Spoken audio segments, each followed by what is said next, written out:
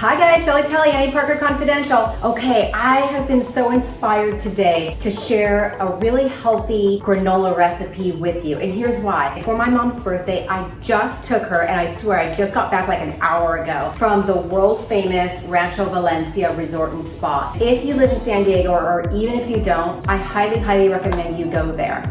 Let me share a little bit about what Mom and I did. So Rancho Valencia is located in a little enclave in San Diego known as Rancho Santa Fe.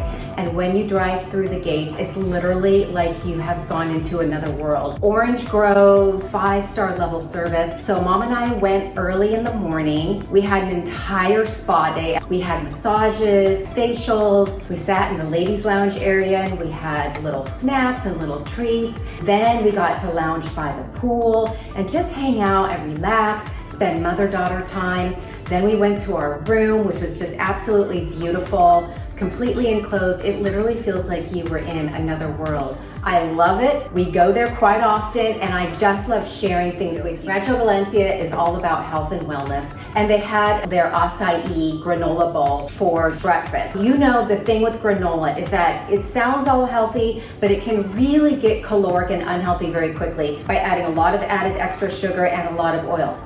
So here's what I've got for you. Today I have a 5-ingredient, no added sugar granola. Super easy, super delicious. Let me show you how we do it.